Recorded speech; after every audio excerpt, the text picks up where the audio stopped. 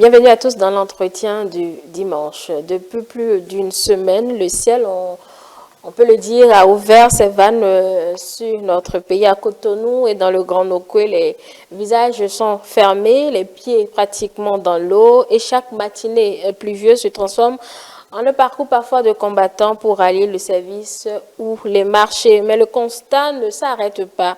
Qu'à nos frontières, Abidjan, Accra, Lomé partagent notre sort sous des vagues de pluie dévastatrices. Alors, la question, traversons-nous une simple pluviométrie dense, passagère, ou sommes-nous en train de basculer dans une nouvelle normalité climatique? Ce dimanche, nous voudrions comprendre ce qui se passe et pour l'exercice, nous recevons aujourd'hui une figure majeure de la recherche scientifique dans notre pays. Il a consacré sa vie à l'étude des climats et de notre géographie physique, le professeur Michel Bokor. Professeur, bonjour, merci d'avoir accepté notre invitation. Bonjour madame, je vous remercie. C'est un plaisir de vous avoir sur ce plateau. Pour vous présenter, vous êtes professeur des universités à la retraite avec comme spécialité géographie, climatologie, environnement. Vous êtes co-prix Nobel de la paix 2007, commandeur de l'Ordre national du Bénin, chevalier de l'Ordre national des palmes académiques du CAMES, actuellement secrétaire perpétuel de l'Académie des sciences, arts et lettres du Bénin. C'est bien cela? Bien ça. Allez. Vous êtes informé. Je me le devais. Cela veut dire quoi d'entrer secrétaire perpétuel? Vous faites quoi au juste? Oui, l'Académie a une administration. Bien sûr. Et le secrétaire perpétuel, c'est lui qui gère l'Académie, sous l'autorité du président de l'Académie. D'accord. Donc, les activités de l'Académie, les correspondances de l'Académie, les relations que l'Académie doit avoir, les programmes, c'est le secrétaire perpétuel qui coordonne tout ça. Donc c'est une retraite, mais c'est pas si paisible que ça.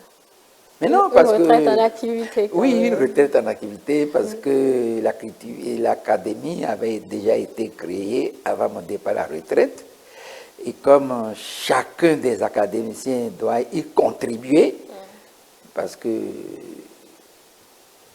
il le fallait,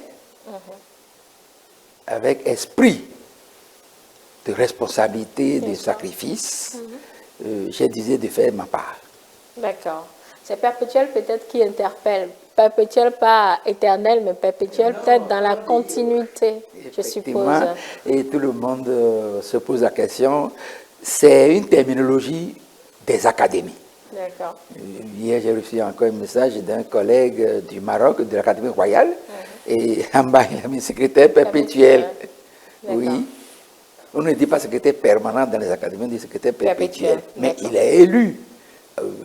Je ne sais pas si dans l'Académie royale aussi il est élu, mais dans les académies où les responsables sont élus, il est élu comme les autres, pour une durée déterminée. Bien évidemment. Allez, merci pour cette clarification qui nous permet d'entrer dans nos échanges. Donc, on comprend un peu votre rôle. C'est de faire en sorte, si je dois vous résumer, c'est de faire en sorte que la science éclaire évidemment notre quotidien. Éclaire notre quotidien et éclaire aussi les actions publiques. Et justement, notre quotidien, ou le quotidien des Béninois en ce moment, c'est la pluie. Cela nous permet d'entrer donc dans le vif de notre sujet. Il pleut tout le temps depuis plusieurs jours, ce n'est pas exagéré de dire plusieurs semaines. Alors, ce n'est pas qu'au Bénin, hein, même dans la sous-région, on voit une certaine intensité de pluie. J'ai cité des pays comme la Côte d'Ivoire, le Ghana, le Togo, etc. Nous avons, eux, ils ont plus de questions d'inondation. Nous avons des précipitations qui commencent pratiquement à nous fatiguer par ici. En tant que climatologue, professeur, quel regard vous portez-vous sur cette météo?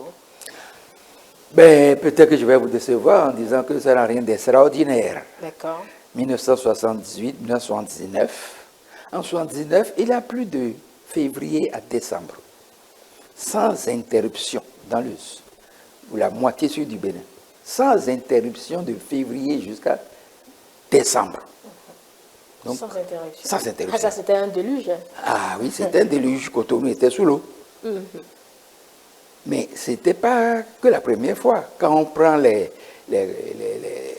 séries chronologique, et on peut rapidement se souvenir qu'en 62, Cotonou était inondé.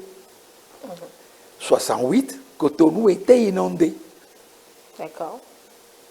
79, 78 un peu moins, mais en 79, Cotonou était carrément sous l'eau. D'accord. Et 96, il y a eu aussi des inondations.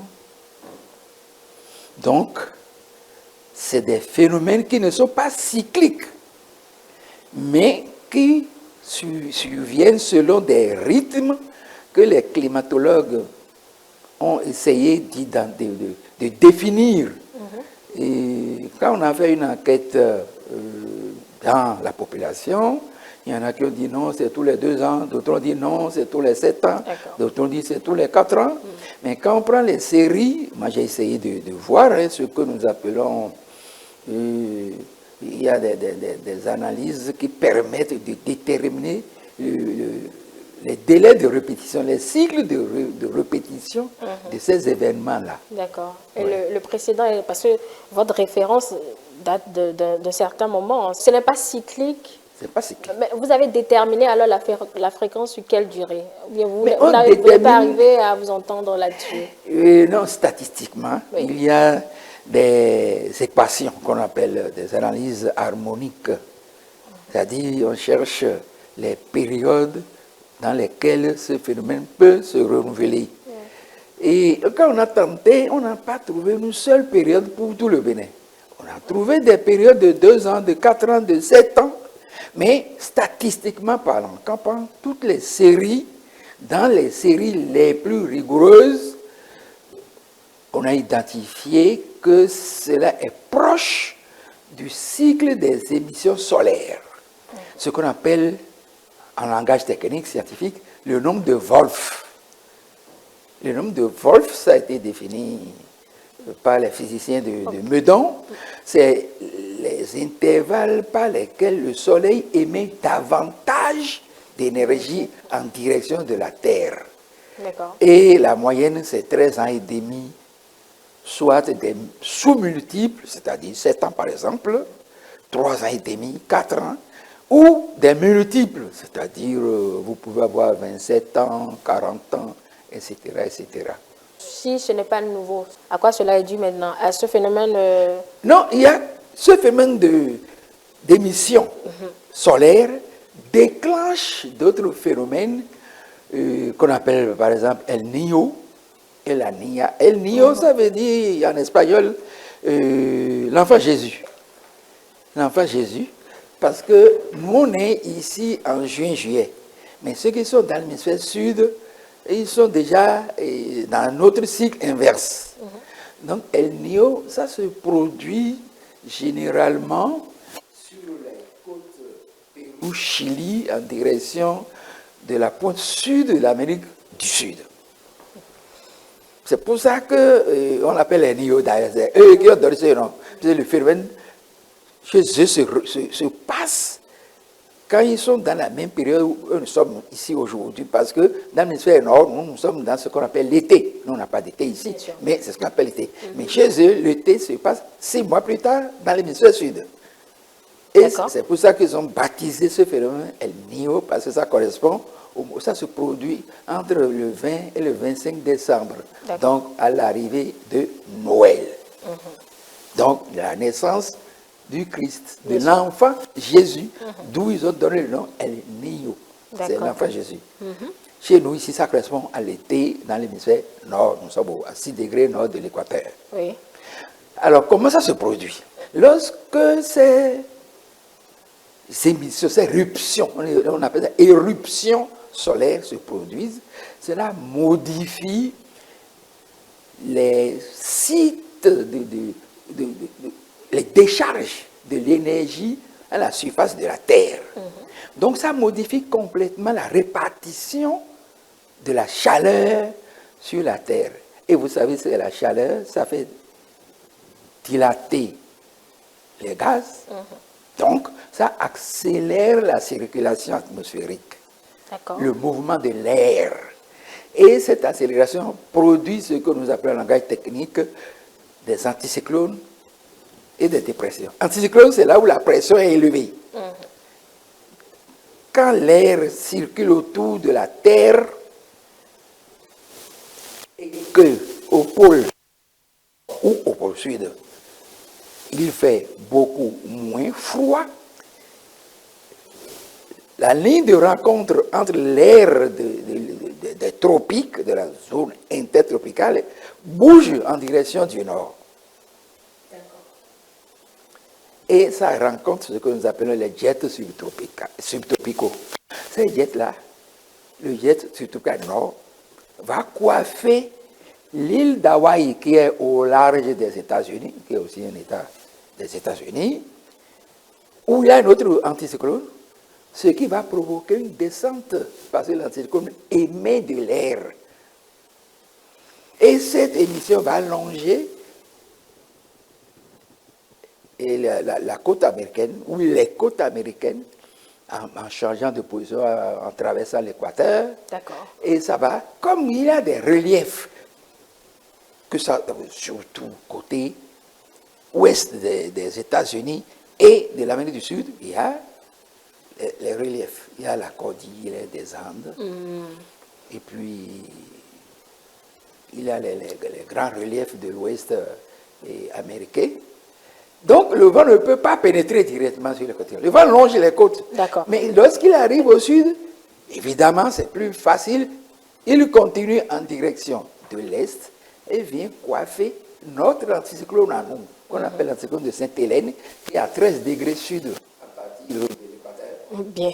Professeur, ce matin, nous voulons juste monnayer ce qui se passe aux téléspectateurs. Vous êtes dans votre élément, c'est sûr. Donc, le jargon scientifique, on va essayer de de dissoudre un peu. Complètement, pas un peu, de le dissoudre complètement. Pour expliquer simplement ce qui se passe aux téléspectateurs. Pour expliquer très simplement, c'est à partir de Sainte-Hélène, là, qui est dans l'hémisphère sud, là, au large de l'Angola, à 13 degrés sud de nous. C'est là ce renforcement qui fait que la masse d'air est poussée en direction de nos côtes. Vous voyez, l'air vient depuis l'hémisphère sud, depuis Sainte-Hélène, en direction du Golfe. Change de direction en traversant l'équateur et arrive sur nos côtes. Parce que vous avez dit Ghana, Côte d'Ivoire et Togo, peut-être aussi Lagos, d'après les informations. Mais je n'ai pas entendu parler du côté du Sénégal pour le moment. Le Sénégal est légèrement plus décalé en latitude. Donc cette air, en traversant l'équateur, arrive directement chez nous avec toute l'humidité de l'océan Atlantique. Et lorsque cette humidité arrive sur nous, ça se transforme en pluie. Donc, tant que cet anticyclone sera toujours puissant, on aura toujours des précipitations sur nos côtes. Surtout dans le golfe du Bénin. Le golfe du Bénin, c'est Accra, Lagos. Donc, nous partageons une stratégie climatique commune dans ce golfe-là. Un système climatique commun. C'est-à-dire, entre l'embouchure, disons, vous voyez où se trouve à peu près l'embouchure du Niger, les bouches du Niger, jusqu'au niveau de la Volta et même au-delà de l'embouchure de la Volta, vous êtes là dans la baie du Bénin, intrinsèquement parlé. Donc, lorsque cette terre arrive là, il va remonter sur le continent. Avec toute son humidité, le continent ayant été réchauffé auparavant, eh bien, ça va provoquer des nuages plus ou plus épais et ça va se déverser en plus sur nous. Professeur, vous avez évoqué tout à l'heure un excès, que les plaques s'échauffent un peu trop. La question c'est, pourquoi maintenant? Pourquoi surtout quand on dit que nous sommes les moins pollueurs de la planète. Oui, il y a un chercheur qui disait que un battement de l'aile d'un papillon, là-bas, au Japon, peut déclencher des tempêtes du côté du Cap ou bien d'Australie. C'est-à-dire que c'est nous qui créons des limites et des frontières. Il n'y en a pas dans l'air. même si on parle d'espace aérien qui appartient à tel pays, les masses d'air ne connaissent pas ça. Les masses d'air, c'est des phénomènes tout à fait naturels qui ne cherchent pas à savoir sur quel pays elles circulent. Les masses d'air n'ont pas, pour ne pas faire de l'anthropomorphie, les masses d'air n'ont pas conscience que, voilà, c'est tel pays qui pollue, donc il faudrait que j'aille inonder celui-là. Non, ça n'existe pas dans la nature. C'est nous-mêmes, l'homme, les politiciens en plus, là, qui créent ce genre d'idées. C'est des idées, mais ça n'a pas de soutien. L'air circule, point. D'accord. Il n'y a que les reliefs pour arrêter l'air. Les frontières n'arrêtent pas l'air. Donc, que nous ayons produit ou non de gaz à effet de serre, nous allons subir la pollution au niveau mondial. Oui, mais ne devrions-nous pas alors ressentir ces effets beaucoup moins? Vous-même, vous venez d'apprécier cette quantité de pluie, vous l'avez jugée abondante. Devrions-nous alors subir à la même hauteur ces changements climatiques dans les mêmes proportions? Pas forcément au même niveau, parce que nous ne sommes pas situés aux mêmes latitudes. D'accord. L'air circule par latitude, bien qu'il y ait des échanges nord-sud. Ça existe. L'échange entre le pôle et l'équateur. Mais quand vous êtes aux mêmes latitudes, vous allez subir les mêmes phénomènes. Vous nous dites que ce n'est pas nouveau, que ce sont les précipitations qui créent cela. Alors, est-ce que nos services météo et d'alerte précoce au Bénin et dans la sous-région sont assez armés alors pour pouvoir... Est-ce qu'on peut même anticiper avant de savoir si nos services pourront le faire? On peut avertir. Mais la certitude, c'est 50-50, hein, 50%, 50%.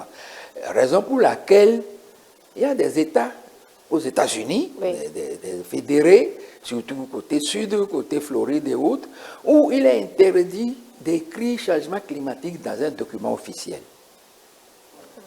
Parce qu'eux, ils n'y croient pas. Ils disent que c'est Dieu seul qui peut changer le climat. Ce ne sont pas les activités humaines qui vont changer le climat.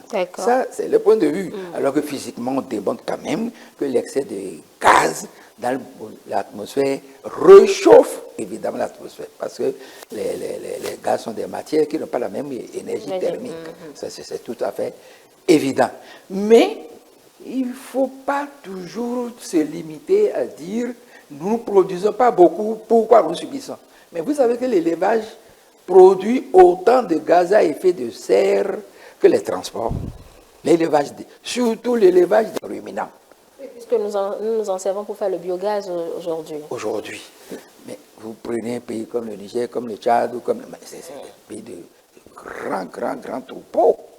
Donc, nous aussi, nous produisons en fonction de ce que nous faisons, en fonction de notre niveau de développement, nous en produisons. Parce que c'est trop facile de se dédouaner pour dire, mais c'est les autres qui polluent et nous on subit. Non, ils subissent à leur niveau. Mais eux, ils ont les moyens de faire face. C'est la différence.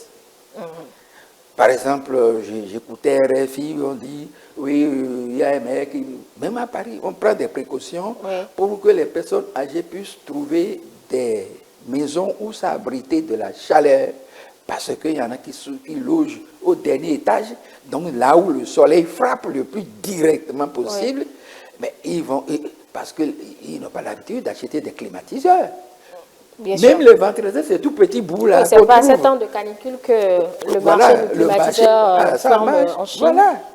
Donc, il ne faut pas qu'on se dédouane facilement pour dire, nous, on n'a pas les moyens de faire face. Donc, on ne peut pas anticiper, mais on peut alerter, dites-vous. On peut prendre des précautions pour y faire face.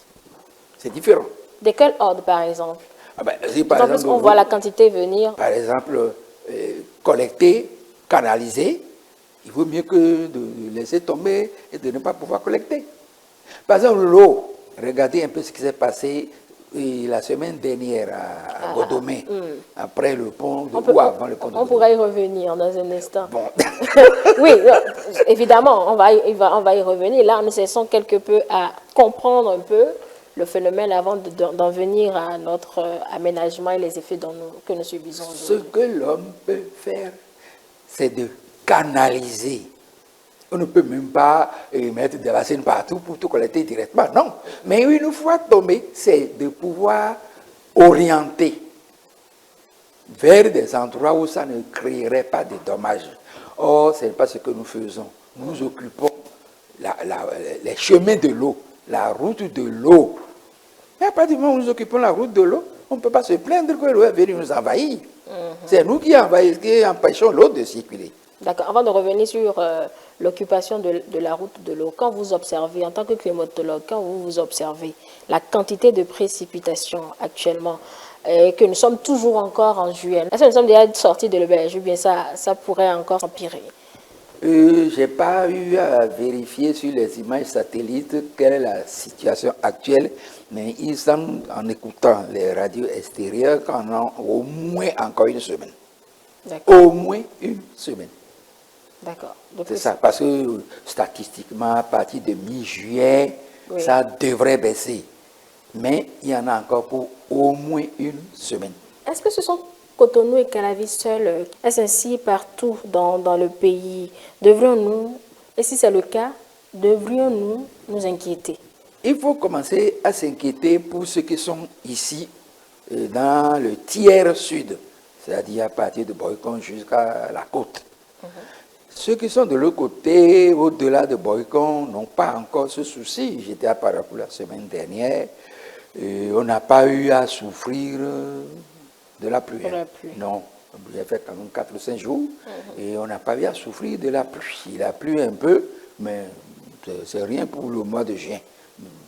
Donc c'est nous qui sommes sur, je ne sais pas si je vous ai dit la côte ou bien... C'est nous qui recevons directement l'arrivée de la mousson. C'est ça le problème. Nous sommes les premiers à l'affronter. Et il se trouve que lorsqu'il pleut, la masse d'air est déchargée d'une partie de l'humidité. Elle ne peut se recharger que elle passe au-dessus. Si elle passe au-dessus de vastes superficies forestières, là, elle va encore se recharger. Mais ce n'est pas toujours le cas, puisque nous passons le temps à détruire aussi la forêt.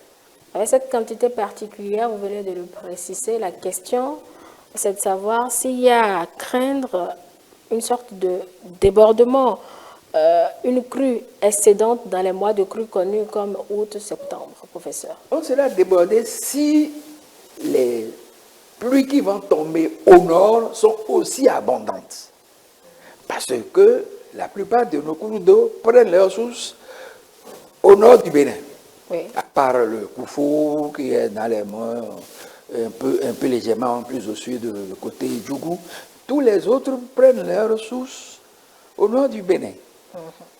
Au nord du Bénin, Louémé prend sa source à Pabégou, comme vous le savez. Bon, et ainsi de suite. D'accord. Donc, s'il pleut abondamment au nord, alors là, nous allons vraiment souffrir. Pour le moment, c'est normal. Ce n'est pas encore le cas. D'accord. Ce n'est pas encore le cas. Bien. Et quand on vient au cœur de nos villes, avec ces précipitations qui ont commencé, si vous voulez, on démarre par Cotonou. Depuis des décennies, professeur, les citadins subissent plusieurs épisodes d'inondation. Par ces temps-ci, ça s'est quelque peu amélioré, mais il y a, vous donnez l'exemple tout à l'heure, il y a quand même des épisodes d'inondation. La différence entre les programmes que nous avons essayés depuis quelques années, c'est la durée de la stagnation. Alors, la seule position de Cotonou à laquelle vous venez de vous référer tout à l'heure nous condamne-t-elle à avoir tout le temps les pieds dans l'eau? Nous condamne-t-elle à l'inondation, professeur? À inonder chaque fois. Ou nous condamne simplement? Chaque fois qu'il y a excès pluviométrique, nous serons inondés. Parce que, je l'ai dit, il y a peut-être, je ne sais pas combien, lorsque le professeur Théo Idré a fait un séminaire pour les 50 ans d'indépendance, si j'ai bonne mémoire, donc en 2010, j'avais dit, si on devait suivre la logique des scientifiques, on ne devrait pas construire à Cotonou. Tout simplement. Parce que Cotonou ne peut être que inondé. Il n'y a pas autre chose pour Cotonou. Et le cordon littoral ne nous protège pas, puisque le cordon littoral est destiné à disparaître d'ici 30 ou 50 ans. Donc tout le reste de la ville va être inondé. Est-ce qu'on ne prophétise pas cette disparition depuis des années déjà, professeur? Pourtant, on est toujours là. Mais non, quelqu'un voyait sur les réseaux sociaux là, des images où il s'est plaint qu'il y a une partie de Cotonou, là, du côté est là, qui est en train de partir en lambeaux. Hein. Vous savez où se trouvait l'hôtel Eldorado? Oui. Vous pouvez aller le voir là encore aujourd'hui. La mer n'a plus par là, donc il n'y a plus rien qui reste. La mer n'a plus par là. C'est ça, la réalité. La réalité du site de Cotonou, c'est ça. C'est ça. Donc, nous sommes...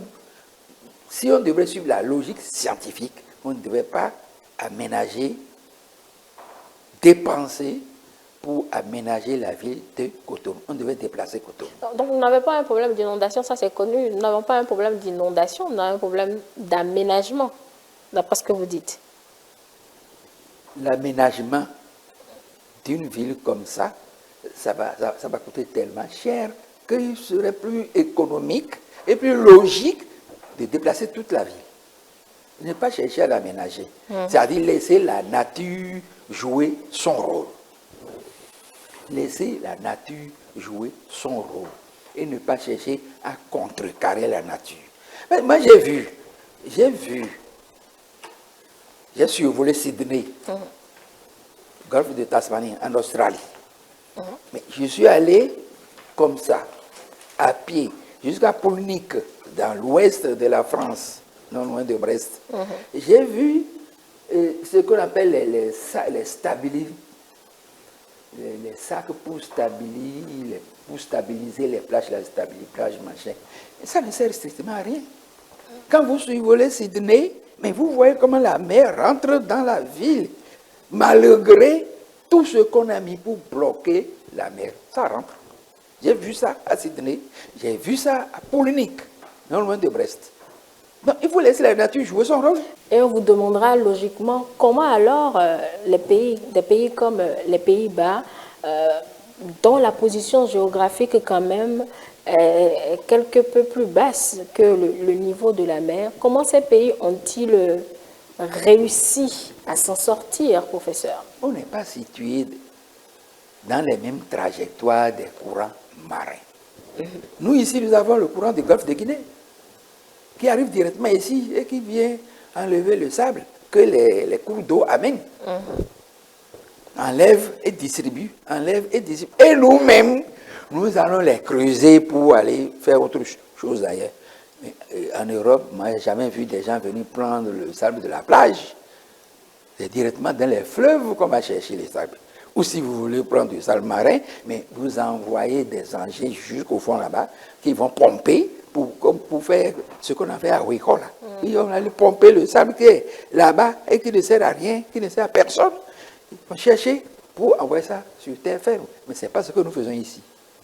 Ce n'est pas ce que nous faisons. En plus de ça, les courants qui longent, vous voyez la pointe du côté de Groningen, c'est une ville des Pays-Bas. Oui, quand vous allez dans ces marécages-là, vous voyez nettement comment ils ont fait pour orienter. Donc le courant nord-atlantique qui remonte ne vient pas frapper la côte des Pays-Bas. C'est le courant de Labrador qui est dévié et avec le courant nord-atlantique qui remonte sous l'effet de la circulation atmosphérique, qui remonte jusque vers la Norvège là-bas. C'est pour ça qu'il fait moins froid en hiver sur les côtes norvégiennes qu'à l'intérieur de la Norvège ou bien en Suède. Il fait beaucoup moins froid parce que des courants tropicaux remontent le long de la côte. Mais quand ça remonte dans cette direction-là, ça ne vient pas frapper la côte pour éroder. Or, chez nous ici, le courant de Guinée vient directement nous voir. D'accord. Il y a deux Européens, c'est des Français, Voiturez, un autre, j'ai oublié leur nom, qui ont travaillé sur la côte notre côte ici pour voir la direction des courants qui arrivent et à l'impact que ces courants ont directement sur nos cordons. C'est ce qui détermine les phénomènes d'érosion que nous avons sur nos côtes. Donc, si nous avons déjà ce défi et qu'en même temps, des épisodes pluvieux arrivent comme ça, nous n'avons pas intérêt à nous installer dans les marécages côtiers. Oui, d'accord. Comme je le disais tout à l'heure, nous avons essayé de trouver plusieurs solutions à l'immédiat, puisqu'il faut bien pouvoir s'en sortir, ne pas tout le temps avoir les pieds dans l'eau. Nous avons essayé le 3CI qui a montré ses limites. Aujourd'hui, nous sommes dans le PAPC, le programme d'assainissement pluvial de Cotonou, avec la construction de collecteurs un peu plus larges pour pouvoir donc drainer et donner un circuit d'eau pour les eaux qui nous envahissent. Est-ce qu'en continuant avec ces genres d'infrastructures, même si, in fine, à long terme, on est censé vider Cotonou, on pourrait s'en sortir, tenir jusqu'à un moment donné? En fait, c'est un peu l'orientation de la question, professeur. Oui, c'est une question philosophique. Ah, d'accord. Est-ce qu'on travaille pour les futures générations ou on fait ce qu'on peut et les futures générations viendront faire encore ce qu'elles peuvent et puis d'autres viendront faire encore ce qu'elles peuvent et on s'en sortira quand? C'est une question de philosophie, ça. Qui devrait inspirer les décideurs politiques. Tant qu'on n'aura pas répondu à cette question de la durabilité de ce qu'on fait. Si on fait pour 10 ans, bon d'accord, on fera pour 10 ans, mais 10 ans après, il faudra recommencer. La plupart des climatologues, des géographes, des urbanistes, aménagistes, etc., demandent qu'on déplace, en tout cas qu'on dégage un peu Cotonou. Comment on peut dégager une ville dans laquelle on a tout, pratiquement, professeur? Bon, on a tout. Oui. Le Brésil avait tout. Je ne sais plus dans quelle ville plus proche, là, Rio consort. Le Brésil a créé Brasilia. L'Inde a changé de capitale. Le Nigeria à côté. Mais c'était Lagos la capitale. Mais pourquoi ce n'est plus Lagos? Posons-nous la question. Je me souviens en 1978, on a fait une grande réunion à Lagos et un de nos vieux professeurs, je crois que ça doit être Guilcher, avait fait une étude sur la côte du Bénin et du Nigeria et montré avant l'occupation, qu'est-ce qui était là. Mais l'occupation a créé quoi comme problème? Mais comme l'homme ne pourra jamais vaincre la nature, mais la nature prendra sa revanche. Il n'y a rien à faire puisque les forces de la nature ne changent pas. Les générations, il n'y a pas de génération là-bas. Hein. Dans la nature, là-bas, dans les forces de la nature, il n'y a pas de génération de ceux qui sont plus intelligents, ceux qui sont plus tenaces, ceux qui sont plus forts, ceux qui sont plus étudiés. Ça n'existe pas. C'est chez nous, là, dans les sociétés humaines, que ça existe en fonction des intérêts immédiats. On peut faire telle chose, telle chose. Ce n'est pas d'aujourd'hui. Après les inondations de 63, Oui. mais on a creusé des caniveaux dans Cotonou. Et que sont-ils devenus? Sofra, qu'on appelle ça. Et on parle de sofra d'eau. Qu'est-ce que ces caniveaux-là sont devenus aujourd'hui? Moi, je vous pose la question. Non, mais je vous pose la question aussi. Chacun son rôle. Je vous pose la question aujourd'hui. Les caniveaux sofra sont devenus quoi? N'est-ce pas parce qu'ils sont devenus insuffisants, un peu trop exigus? Non seulement insuffisants, mais imaginez-vous que déjà, même avant les années 1900, il y en a déjà eu des inondations dans Cotonou. 1884 par là-bas, il y en a déjà eu, quand les Européens étaient venus s'installer ici, sur l'autorisation des rois d'Abomey, mais il y a eu déjà des inondations. Donc les gens tentent d'y faire face. Mais est-ce que philosophiquement c'est intelligent de faire face à la nature? C'est là aussi la question. Sans philosophie, il n'y a pas de développement. Parce que vous n'avez pas une orientation mentale, intellectuelle, avant d'aller chercher la solution scientifique. Il ne faut pas amener la solution scientifique là où elle n'est pas viable ou praticable. Mais il faut déjà avoir réfléchi longuement. C'est une question de philosophie d'abord. D'accord, mais si on reste sur le cas toujours de Cotonou, n'est-ce pas peut-être des quartiers complètement irrécupérables qu'il faudra libérer, pas forcément toute la ville? Il y a des parties de Cotonou qui sont 40 cm en dessous du niveau de la mer. Comment vous allez faire? Vous allez mettre de la terre d'ailleurs pour les remonter jusqu'au niveau de la mer? Tant qu'on ne sera pas au-dessus du niveau de la mer, la ville n'est pas viable. Vous allez à Bedroumeni, vous pouvez aller jusqu'à 4 mètres au-dessus du niveau de la mer. Et je crois que c'est même le point le plus élevé. Mais il y a des points là, côté Vaudier, consort, où vous êtes en dessous du niveau marin. Comment vous voulez récupérer ça? Ce n'est pas une parcelle, c'est plusieurs centaines d'hectares au niveau, au-dessous du niveau de la mer. Comment vous voulez faire ça? Vous allez pomper du sable marin pendant des dizaines d'années pour pouvoir remonter jusqu'au-dessus. Encore que le lac Nokwe n'arrange rien non plus. C'est non seulement l'océan et le lac qui nous emmerdent. C'est d'ailleurs le lac Nokwe qui a créé la première inondation du site, enfin, sur le plan historique. C'est sûr que ça se faisait avant que les gens ne s'installent. Mais c'est le lac Nokwe en 84, 1880, qui a créé les premières inondations dans Cotonou, lorsque les Européens se sont installés. Et c'est à ce moment-là qu'on a créé le chéral. Ce chéral n'existait pas. Le chéral qui fait évacuer l'eau n'existait pas. On a créé, mais après on s'est rendu compte que ça créait encore d'autres problèmes pour le pont qu'on a mis là-dessus. Que les piles, les piles du pont étaient en train d'être érodées, que le tablier lui-même va s'écrouler un jour. Donc, on a mis encore maintenant un barrage pour ralentir la circulation dans le canal. Vous voyez que ça fait des choses qui ne sont pas bien préparées et qui ne sont pas bien réfléchies. Donc, même les épis qu'on a appelés épis de Siafato qu'on a mis sur le long de la... C'est exactement le genre de truc qu'on fait un peu par hypothèse. Ce n'est pas hypothèse. Parce que je vous ai parlé tout à l'heure de la baie de Sydney. Oui. Je vous ai parlé des stabiliplages de Poulnik. Poulnik, c'est juste à côté de la base navale de Brest. Je suis allé au moins 3 fois. Mais allez regarder les stabiliplages qu'on a mis là.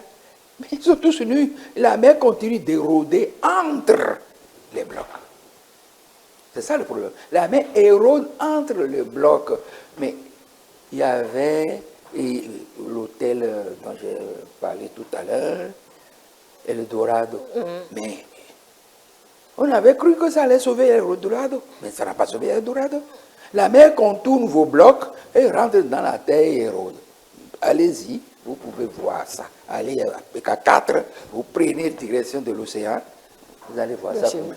C'est visible. Alors, vu que les changements climatiques et surtout l'intensité de ces précipitations nous rapprochent de plus en plus de la réalité de Cotonou, où voulez-vous, professeur Bokor, qu'on aille, quand Calavi même, qui a été justement pris d'assaut par ceux-là qui fuyaient les inondations sur Calavi, aujourd'hui se trouve complètement submergé par endroits. Où voulez-vous qu'on aille? L'exemple du pont de Djonou nous a donné... Oui, mais Cotonou, le pont de Djonou, ce n'est pas Calavi. Hein? Le pont de Djonou, c'est sur l'ancienne lagune du Quaternaire. 600 000 ans. Ce n'est pas à Calavi là-bas, hein? Ce n'est pas sur le plateau. Calavi est sur le plateau. Oui. Mais sur tous les plateaux du monde, il y a toujours ce que nous appelons des adènes, des petites dépressions fermées qui ne débouchent nulle part, qui sont dues à la dissolution des roches par l'eau qui stagnent. Les roches sont solubles. En dehors, peut-être, le granit, même le granit aussi est soluble, le quartz, beaucoup moins. Mais toutes les roches sont solubles à l'eau, surtout en présence de températures élevées. Le granit fond dans l'eau lorsque la température augmente. C'est pour dire quoi, professeur? C'est pour dire que le cas de Calavi, c'est le cas de la mauvaise gestion de l'aménagement urbain. Calavi, on a commencé le lotissement en 1987. Est-ce qu'on a fini? Ben non. On n'a pas fini. Pas du tout. Donc, les gens continuent d'occuper des espaces qui ne devraient pas l'être. c'est-à-dire les petites dépressions. Là. Il y en a, surtout les plateaux d'argile comme ça, il y en a toujours. Mais qui donne les espaces à occuper, professeur? Mais lorsque l'inondation vous chasse de Cotonou et que vous voulez maintenant monter sur le plateau, vous arrivez. Et si vous arrivez en pleine saison sèche, on ne vous dira pas que quand il pleut, il y a de l'eau là. Vous allez acheter, vous allez vous installer. Et quand il va pleuvoir, vous allez vous trouver dans l'eau. On ne fait pas de travaux préalables avant Mais de je vous dis, construire? depuis 1987 qu'on a commencé le lotissement de Calavi, on n'a pas fini. Est-ce qu'on a fini? Non. Mon quartier, moi, j'ai dû, excusez-moi le terme, me débrouiller pour connaître le numéro de la maison où j'habite. Parce que mon cousin, qui est mon voisin en même temps, lui voulait faire bornage contradictoire, machin. Donc son géomètre allait chercher la documentation pour savoir, ah, cette parcelle-là, c'est un numéro. Et mon cousin, il m'a donné mon numéro. Moi, j'ai coché ça. Mais je ne peux même pas mettre ça sur la plaque, parce que ce n'est pas officiel. Tous ceux qui sont dans mon lot, en dehors de mon propre cousin, qui connaît, plus personne ne connaît. Ce n'est pas officiel. Parce que le lotissement, depuis 87, vous ajoutez 13 ans à 26, ça va être 39. Bientôt 40 ans qu'on a commencé ce lotissement. On n'a pas fini. Et pendant ce temps, les gens occupent parce que les gens ont besoin d'espace. Les gens qui sont chassés par l'inondation à Cotonou, ils viennent à Calavi. Ils ont besoin d'espace. On leur vend des espaces inondables parce que ça peut exister sur un plateau. Je vous ai parlé de petite dépression. On leur vend ça, ils s'installent et après ils sont inondés. Il y a tout un quartier aujourd'hui qui est complètement isolé, le quartier qu'on appelle Aïdéon. C'est à Calavi? À Calavi. Oui, quand vous prenez à partir de Kota direction Ouedo, oui. C'est du côté, à 2 km de Kota, du côté gauche. C'est tout ce quartier-là qui s'appelle. Un peu en face de Aïchedi, alors, d'accord. Non, non, vous dépassez Aïchedi. Aïchedi, c'est dans les 2 premiers kilomètres. Mais après, derrière Aïchedi, vous avez Aïdéon. Et là-bas, mais il y a plein de petites dépressions. Beaucoup de petites dépressions qui sont inondées actuellement. Et les gens, il y en a qui ne sortent plus guère. Hein. Moi, j'ai des parents là-bas, je ne les vois pas, j'appelle. Ils disent, oui, mais on ne peut pas sortir parce que on ne sait pas par où passer. Même les gens et les clobotomachins n'arrivent pas. Il y en a qui se noient dans l'eau. Enfin, pas les hommes, mais les moteurs. Non, évidemment, les moteurs.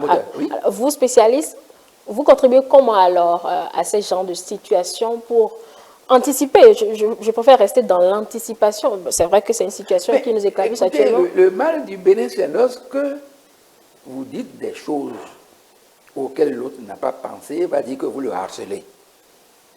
Et vous allez vous trouver à la criette. N'est-ce pas un jugement? Ce n'est pas un jugement. Non, ce n'est pas un jugement. Parce que aujourd'hui, dès que vous critiquez une action politique de quelqu'un qui a un peu d'autorité, il va dire que vous le harcelez. C'est ça le peu où on en est. On parle d'aménagement, on parle d'enseignement, on parle de c'est de ça que je parle. Je parle d'aménagement. Je dis l'aménagement de Calavi est raté. Et je ne suis pas le seul. J'ai un collègue, lui il est historien, bon, on est de la même promotion, mais il a déjà dit, il dit, c'est l'exemple de la mauvaise action publique. On devrait mieux réfléchir pour ne pas répéter à Calavi les erreurs de Cotonou. C'est-à-dire l'occupation de l'espace sans créer des fonctionnalités. Telle unité de surface ou de superficie doit servir à telle chose. Telle unité doit servir à telle chose. Dans tel espace de la ville, voici ce qu'on peut faire. Dans tel autre, on fera autre chose. Et ainsi de suite. C'est ça qu'on appelle l'aménagement. L'aménagement ne consiste pas simplement à tracer des voies. Non. L'aménagement ne consiste pas simplement à tracer des voies et à donner des numéros au passé. Ce n'est pas ça de l'aménagement. C'est rendre fonctionnelle chaque unité d'espace et attribuer à chaque unité la fonction compatible avec ses qualités, avec ses spécialités. Là, je connais un ami, il a été député, même ministre, machin, etc. Il a acheté un marécage vers c'est pas Figio, c'est l'autre quartier, quand on quitte Sainte-Rita Fifadji. pour Fifadji. Il est acheté il nous passait dans l'eau, il a construit une maison à étage. Dans l'eau. Dans l'eau. D'accord. Mais un jour, il était à son bureau, et il n'a pas pu rentrer chez lui, parce qu'entre-temps, l'eau a encerclé sa maison. Et sa voiture n'est pas amphibie. Il n'y a pas de professeur, il n'y a pas de véhicule, il n'y a pas de véhicule amphibien. Professeur, là, vous êtes bien taquin. Allez, nous sommes sur la question de Calavi. Est-ce que c'est possible aujourd'hui de redresser Calavi, si je peux utiliser ce terme, après les erreurs que vous venez de rappeler, professeur, en matière d'aménagement? Ça va coûter cher à l'État. Parce que il y a des espaces indûment occupés. Donc, il faut les dégager. C'est-à-dire, on dit de dégager Cotonou, mais il y a aussi des espaces d'enclavement qu'il va falloir dégager aussi pour ne pas retomber dans les mêmes erreurs. Il y a des espaces qu'il faut libérer. Déjà. Pour leur attribuer d'autres fonctions et non plus des fonctions d'habitation. C'est ça le drame. Avec la situation qui s'est produite à Cotonou, justement, cela a remis sur tapis la question des infrastructures. Le gouvernement a communiqué qu'il y a un projet du genre pour pouvoir réfectionner le pont de ce pont-là et également l'affaire du contournement nord pour pouvoir donc reprendre avec le transport fluvial. Vous avez certainement entendu parler de ce projet-là. Est-ce que cela pourrait régler un tant soit peu ce problème? Oui, le problème de la communication entre Calavi et Cotonou. Calavi aujourd'hui, c'est la plus grande ville du Bénin, c'est la ville la plus peuplée, beaucoup plus peuplée que Cotonou. Donc tout le monde quitte Calavi pour venir. Si on peut faciliter, si on peut de cette façon-là rendre la vie moins compliquée aux habitants de Calavi qui sont la plupart venus de Cotonou, fuyant l'inondation, ce serait déjà une bonne chose. Mais il faut aussi ne pas commettre à Calavi les mêmes erreurs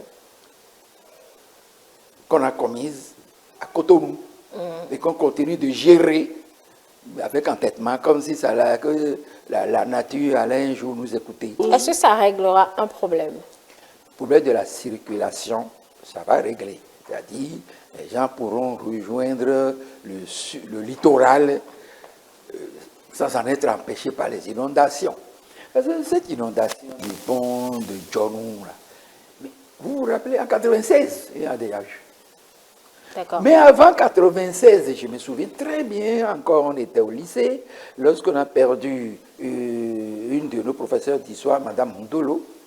Mais quand on est arrivé là, mais il fallait sortir pour que les gens puissent pousser la stafette du lycée Bianzin de l'autre côté, parce qu'il y avait déjà inondation là. On était en 1969. Non, c'est un peu pas 69, parce que 69, on n'est pas resté là jusqu'en juillet. Maintenant, 68. Où on allait à Gouagon, nuitamment, la délégation du lycée Bianzin. Mais arrivé là, on a été bloqué. On est sorti, c'est la population, ils sont là et vous venez, ils mettent des madriers pour vous aider, vous roulez, ils poussent, vous sortez là-bas et puis les passagers rentrent à nouveau. Déjà en 68. 68, vous ajoutez 34 ans à 26 ans, ça fait 60 ans. Qu'est-ce qu'on a fait? On n'a rien fait, puisque ça reprend. Bon, est-ce que c'est parce que ça reprend qu'on n'a rien fait? C'est relatif quand même. Ça veut dire que ce qu'on a fait n'est pas la bonne réponse à un problème d'aménagement. Aménager, c'est d'abord respecter les lois de la nature. Ce n'est pas imposer sa technologie à la nature. Ce n'est pas ça l'aménagement. Imposer sa technologie à la nature, ce n'est pas ça l'aménagement. Elle finit toujours par dégager. Oui. Mais regardez, même en Europe, des gens font un pont gigantesque, je crois, en Italie, quelque chose là, et puis un jour, le pont s'effondrait. Non, c'est pas parce que nous sommes moins intelligents, non, mais c'est parce que nous n'avons pas compris que c'est la règle de la nature que nous devons prendre d'abord pour observer ce que nous devons faire. Et non pas venir avec une technologie pour dire, bon, on va faire comme ça, on va bloquer, on va faire comme ça, on va bloquer. Et bloquons.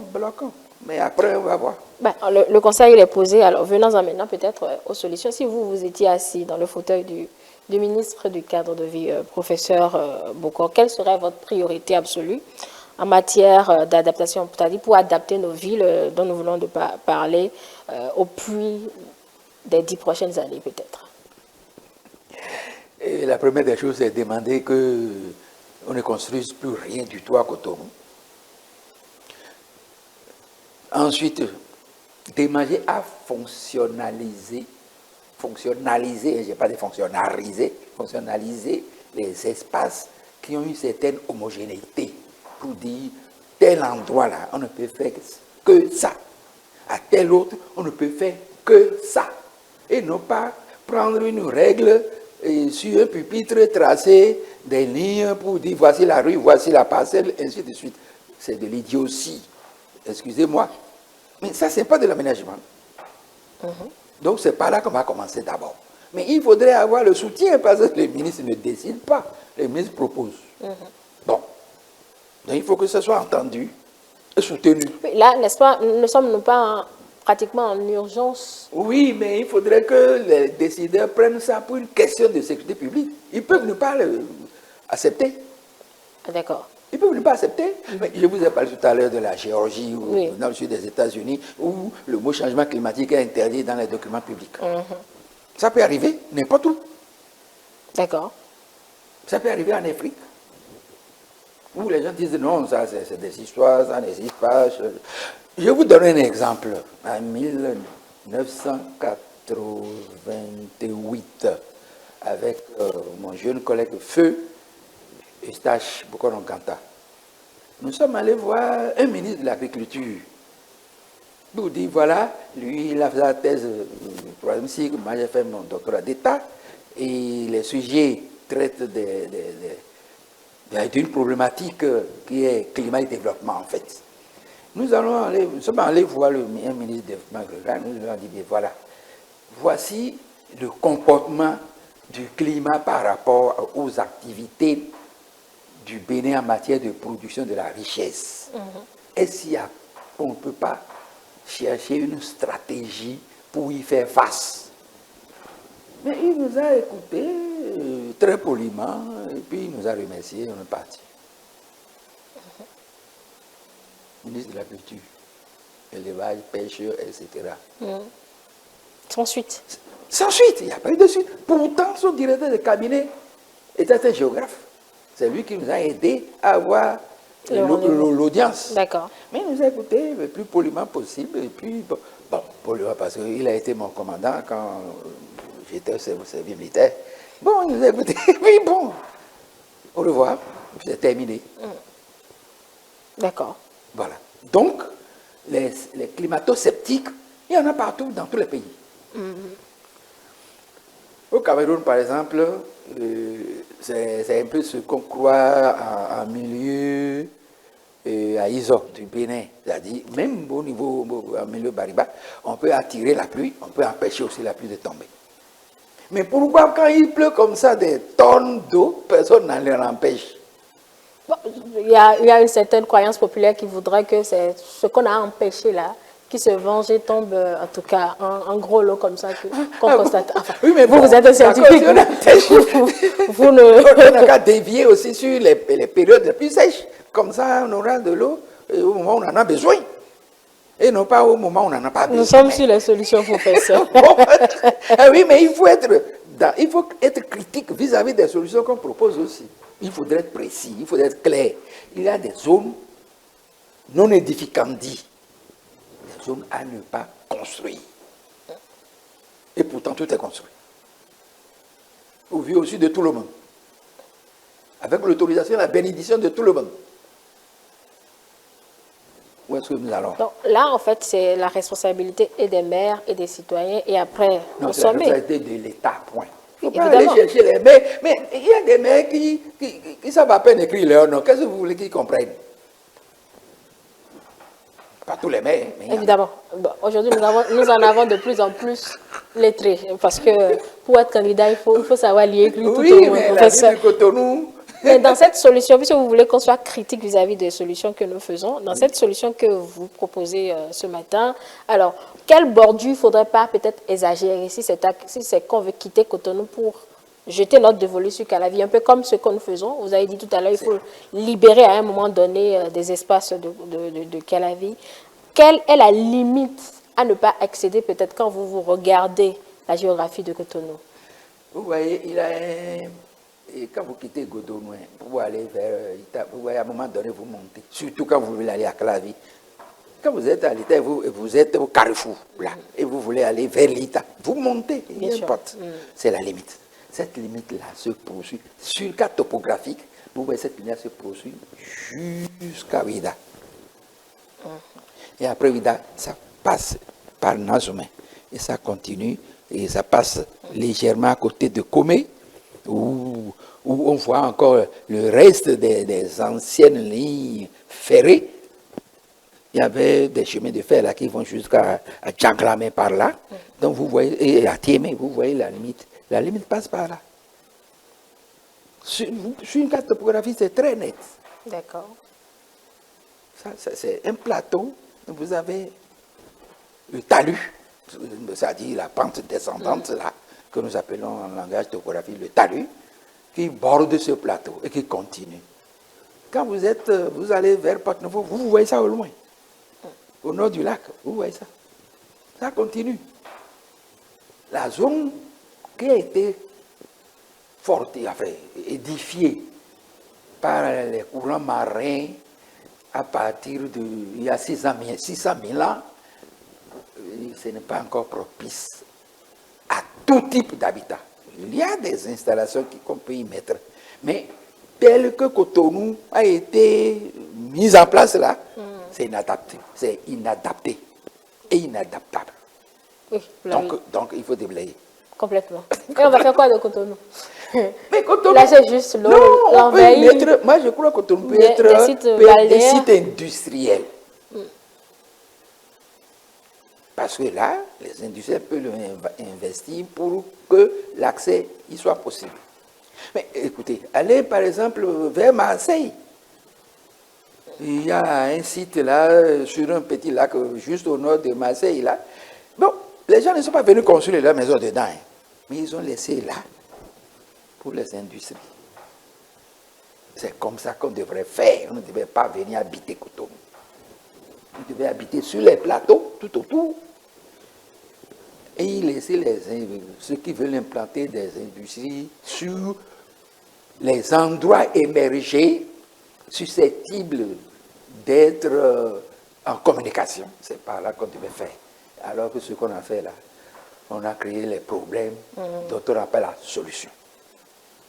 Et cette question, on voit beaucoup de nos États, hein, à ce sommet qu'on appelle la COP, on parle beaucoup, on revient de voyage, on promet d'argent, ça ne vient jamais. Puis, ce que vous proposez, vous avez besoin d'argent pour le faire, professeur. J'ai fait des COP, j'ai fait... Et ces argents qu'on promet, enfin, ces sous qu'on promet là-bas, est-ce qu'ils viennent finalement? Est-ce que ça ne sert concrètement à quelque chose, ces COP-là, qui réfléchissent sur le climat? La promesse n'engage que celui qui y croit. Nous sommes dans l'ère de la réalisation maintenant, hein, professeur. Réalisation. Nous sommes dans l'ère de la réalisation des promesses. Alors, il faut aller chercher l'argent quelque part quand même. C'est une promesse, ce n'est pas un engagement. C'est une promesse. Ce n'est pas un engagement. La preuve, tout ce qu'on a promis là, depuis Paris, à ce jour, combien on a libéré? C'est la question que je vous pose. Ah oui, mais vos solutions ont besoin de sous. Non, il ne fallait pas mettre l'accent sur... nous avons besoin de quelques 3 000 milliards, et sur 10 ans, on va faire ceci. Mettre l'accent sur ce genre de promesses grandioses pour finir. Bon, heureusement, Fabius est encore vivant, hein, mais pour finir en acclamation, bon, ça n'engage que ceux qui y croient. Je vais vous donner un exemple. Il y a deux pays en Afrique, l'Éthiopie et l'Égypte, si j'ai bonne mémoire, qui financent leur action d'adaptation au changement climatique, ils financent eux-mêmes à 80%. Ils n'attendent pas les promesses des COP. Ils financent eux-mêmes sur leur propre budget jusqu'à 80%. Au lieu de faire des projets pour adaptation, on envoie Fonds national de ceci ou cela, on envoie, et puis ça ne vient pas. Mais parce que les autres aussi ont leurs problèmes.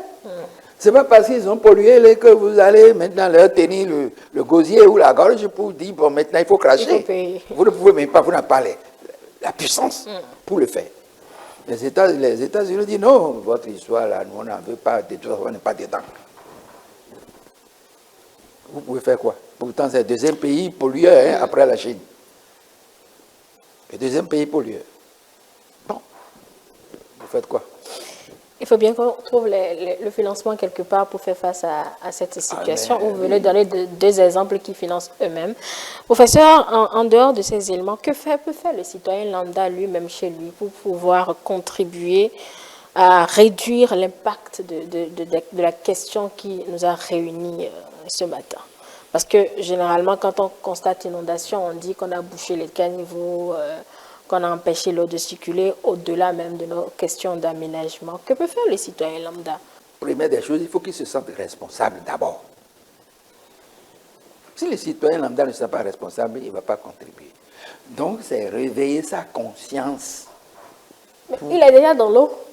Est-ce qu'il faut réveiller sa conscience autrement? Est-ce qu'il est conscient qu'il est en partie responsable de sa situation? Non. N'est-il pas alors dans le déni? Et les politiciens qui ont la même attitude, ils sont dans le déni. Nous sommes citoyens, professeur. Est-ce qu'ils sont dans le déni? Avez-vous une aversion pour les politiciens sont dans la même situation. Pour les politiciens, avez-vous une aversion pour eux? Nous sommes aux citoyens là. Oui, mais de toute façon, quand on fait les documents, j'ai fait plus d'une dizaine d'années au GIEC, quand on fait les documents, il y a la synthèse, on fait une contraction pour police makers, c'est-à-dire les décideurs politiques. On fait une version pour eux. On simplifie le charabia scientifique pour qu'ils puissent bien comprendre.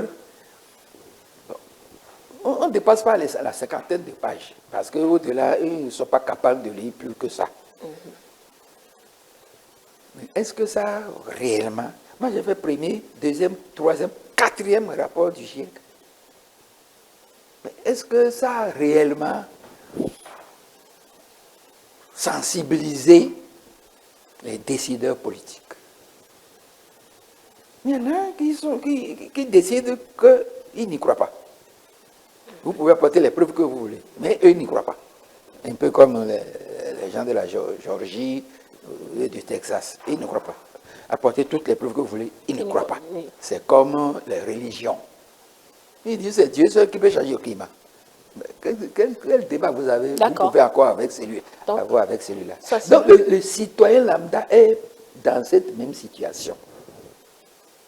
Il y a des citoyens qui disent ah, s'il pleut, c'est parce que les gens ont cérémonie dans le village d'à côté et quelqu'un leur a attiré la pluie.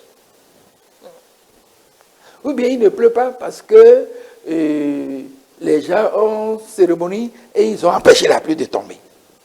Alors que le cultivateur en a besoin, à côté. Tant qu'on sera dans cette mentalité-là, on ne fera rien. On ne fera rien. Il y a des cas parfois qui ulcèrent, des cas ulcérants. Vous voyez quelqu'un dans une voiture, il mange arachide, il jette les coques là dans la rue, il continue. Pourtant, il voit des gens en tenue vert jaune, en train de balayer. Et lui, tout ce qu'il trouve à faire, c'est de jeter ses coques d'arachide dans la rue. Donc, il y a une question d'éducation. Je ne dirais pas à la base, mais il y a une question d'éducation. D'accord.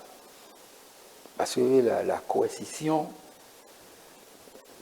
je ne sais pas si ça donne quelque chose. Allez, par exemple, je ne sais pas si vous avez fait Accra, mais si vous jetez n'importe quoi de votre voiture à Accra, 100 mètres plus loin, vous arrêtez, parce que quelqu'un a déjà communiqué votre numéro. Allez à Londres, capitale de la Grande-Bretagne. Si vous faites n'importe quelle connerie dans la rue, excusez-moi le terme, dans la rue, il y a des gens à vélo qui vous suivent. Ici, il y a votre numéro directement depuis leur vélo au commissariat de police le plus proche. Ça ne s'appelle pas délation, ni harcèlement. Mais arrivé là, vous arrêtez, vous avez fait tel truc il y a 200 mètres. C'est l'éducation civique, communautaire, publique. Ce n'est pas simplement dans les classes, les salles de classe qu'il faudrait éduquer le citoyen. On peut éduquer les citoyens dans la rue. Ce n'est pas en mettant 100 000 francs pour celui qui a laissé 3 gouttes d'urine là que vous allez faire l'éducation publique. Professeur. Professeur Michel Bocon. Oui, bon, je vous l'ai dit dès le départ hein, que moi je suis un contestataire. Je vous l'ai dit. Donc ne soyez pas surprise. Ce n'est pas votre qualité de contestateur que nous apprécions. Vous cherchez ici, non, c'est les explications. Je donne des exemples, simplement. Je donne des exemples. Ce sont vos explications qui nous intéressent et que vous avez justement données sur les questions. Nous avons donc cherché à comprendre la quantité de précipitations actuellement est due à quoi? Vous avez essayé d'expliquer. C'est la mousson. Oui, voilà. La mousson, cette année, elle est très puissante parce qu'il a le phénomène El Niño. Ça renforce toujours la mousson. Et quand la mousson est puissante, il pleuvra toujours abondamment. Voilà, pour être beaucoup plus simple. Oui, nous n'avons pas pu situer la fréquence rotative la répétition. Non, de cette mousson. Dans l'analyse, on a trouvé 2 ans, 4 ans, 7 ans. Oui, mais pas précis. Scientifiquement, sur le plan le drame chez nous, c'est parce que nos séries pluviométriques, c'est-à-dire les chiffres qu'on donne là, ne sont pas fiables. Nous n'avons pas les instruments pour nous assurer de leur fiabilité. Pendant que j'étais sur le terrain, je suis allé dans une petite ville de la côte, côté Tobleu là-bas, et j'ai cherché à voir le pluviomètre, l'instrument comme ça qui recueille la pluie. Il était troué, c'est un seau, il est troué et rempli d'aiguilles de fil à eau. Bon. Et pourtant, je suis venu contrôler ici, les chiffres sont dans le recueil. Il y a des chiffres. Chaque jour, ils envoient des chiffres. Chaque mois, ils donnent des chiffres. Mais l'instrument de mesure n'est pas conforme. Puisque le seau est troué et il est rempli d'aiguilles de fil à eau. Je suis allé dans une autre ville, encore plus proche, à 40 km d'ici. J'ai vu l'abri météo. L'abri météo se trouve à côté des manguiers, derrière un mur, le mur d'une maison à étage. Ce n'est pas ça la norme. C'est 3 fois la hauteur de l'obstacle le plus proche. Si le mur a 30 mètres, vous ne pouvez pas mettre le truc avant 90 mètres. D'accord. Le manguier est là. Il faut tout. Le mur est là. Il faut tout. À Cotonou ici, à côté à Kpakpa, on est allé vérifier un pluviomètre. Le pluviomètre est entre la clôture et le mur d'une église. Donc cela empêche d'avoir des chiffres justes. Les chiffres sont faux. Donc vous pouvez avoir le logiciel le plus parfait. Vous n'aurez jamais la possibilité de faire des projections justes. Voilà le problème que nous vivons. Donc quand je parle des climato-sceptiques, il y en a. Il y en a beaucoup. Merci beaucoup, professeur. Comme je le disais, nous avons essayé donc de comprendre un peu à quoi est due cette quantité de pluie qui s'abat sur Cotonou. Nous avons essayé de l'élargir un peu hors de nos frontières avec les autres pays du Golfe de Guinée. Vous avez donné des explications là-dessus. Et nous avons embrayé donc sur les cas d'inondation dans la ville de Cotonou, Calavi et autres. Vous avez exposé clairement que nous avons un problème d'aménagement, au-delà de l'assainissement que nous essayons de faire. Il y a beaucoup d'initiatives à prendre, beaucoup de courage également à avoir pour pouvoir donc libérer Cotonou et pour laisser l'eau circuler. Pour nos téléspectateurs qui viennent de nous rejoindre, de nos échanges, qu'est-ce qu'ils doivent retenir, professeur? Ils doivent retenir que les inondations, ce n'est pas des accidents. Et non, les pluies abondantes, c'est naturel. Ça dépend simplement de ce qui se passe à 13 degrés au sud, sur l'île de Sainte-Hélène. Enfin, ce n'est pas un point qu'on va voir, mais c'est toute une ère. Il faut retenir ça. Donc, c'est tout à fait naturel. Ce n'est pas simplement dû au changement climatique, mais le changement climatique ajoute un peu plus d'intensité au phénomène, parce que le réchauffement de l'atmosphère ajoute un peu plus d'intensité à l'évaporation, donc à l'ensemencement des nuages, donc à la quantité de pluie, puisque le cycle de l'eau est fermé. Bien sûr. Si une grosse quantité part, une grosse quantité aussi reviendra. Voilà. Et par conséquent, les inondations qui nous arrivent, il ne faut pas nous dire que nous n'y sommes pour rien. Non.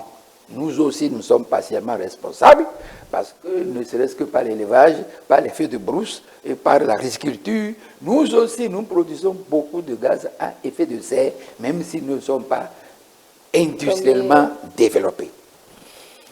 Et les inondations qui s'en suivent sont dues essentiellement à de mauvaises pratiques d'urbanisation, à de mauvaises gestions urbaines,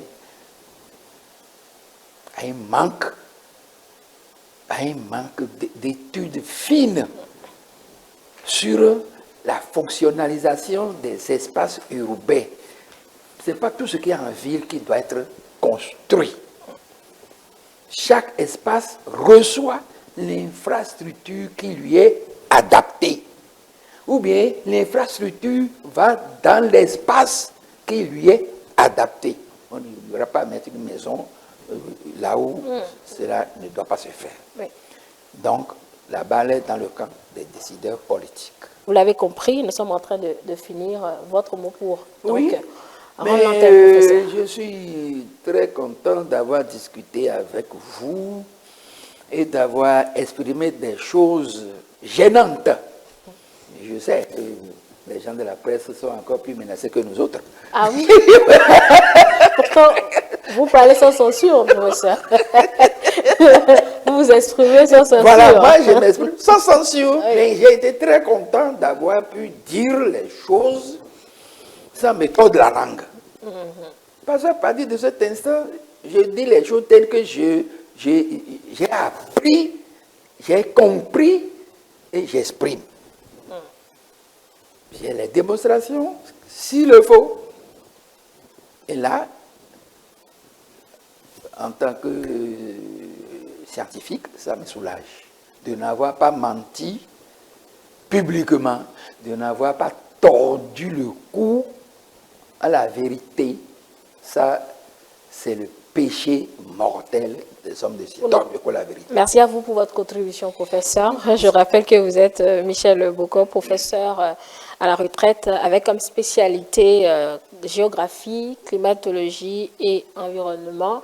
Merci beaucoup d'être passé par ici pour ces quelques explications. Mesdames et messieurs, nous espérons que vous avez puisé donc l'essentiel, ou compris l'essentiel donc de ces précipitations et de ces quelques inondations. Nous vous rappelons que vous pouvez suivre l'intégralité de cette émission sur nos plateformes numériques, sur la chaîne YouTube et Télé Bénin, également sur notre application Télé Bénin que vous pouvez télécharger. Ce programme sera en nouvelle diffusion ce lundi à partir de 21h30. E-Télé avec vous, pour vous. Merci, professeur. Merci.